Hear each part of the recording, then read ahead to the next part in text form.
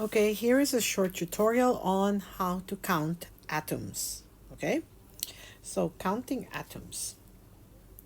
So if you look over here, this is called a subscript. Okay, and this tells you how many atoms of the element before it. So this subscript belongs to H, which is hydrogen. Okay, and this means that there are two hydrogen atoms in this compound. Okay, now remember, compound is a substance with two or more elements, and this particular substance has two elements, hydrogen and oxygen. That's why it's a compound. Plus, it is also chemically bonded. Okay, you cannot separate H2O with physical means. You have to have another chemical reaction. Okay, now the O has, or oxygen has, no subscript. What does that mean? It means that there is only one. Okay, that there is only one atom of oxygen in this compound. Okay, so this molecule, which is a compound of hydrogen and oxygen, okay, is made up of three atoms.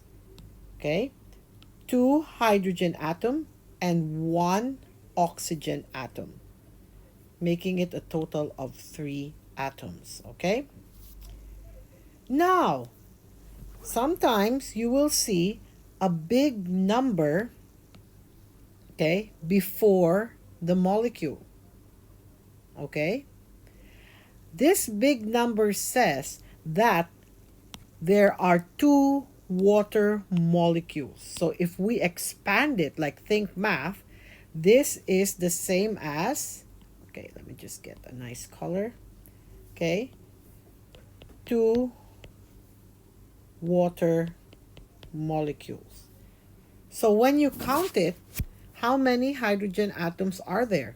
So there are two and two here. So we know that there are four hydrogen atoms and two oxygen atoms, making a total of six atoms. Okay, now how do we do it the short way? You just multiply. 2 times 2 gives 4 hydrogen. 2 times 1 gives 2 oxygen, giving you a total of 6. Okay, in math, that's called the distributive property. You are distributing this to each element in the compound. Okay, so we did this already. How many hydrogen atoms? 4. How many oxygen atoms? 2. Okay, so let's look at sodium hydroxide. Okay, now this molecule is made up of three elements, okay, which are sodium, oxygen, and hydrogen. Okay, and it's called sodium hydroxide.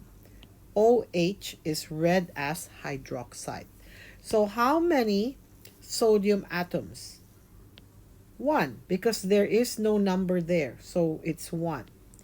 How many oxygen atoms?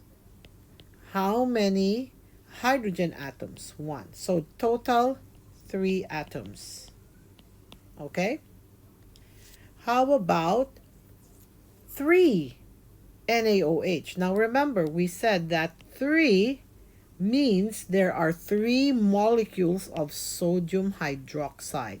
So you can look at it as NaOH, NaOH, NaOH, because there are 3.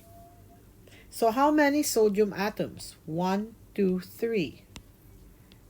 How many oxygen atoms? Okay, so you can either count here or you can multiply 3 times how many oxygen atoms? 1. Remember, if there's no subscript or tiny number at the bottom, it means there's only 1. Okay, so 3 times 1, 3.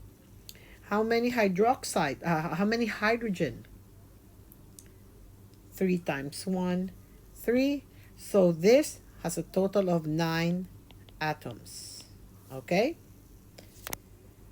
How about this one?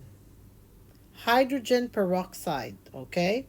How many hydrogen atoms? 2. How many oxygen atoms? 2. Okay? So let's pause the video and answer the question.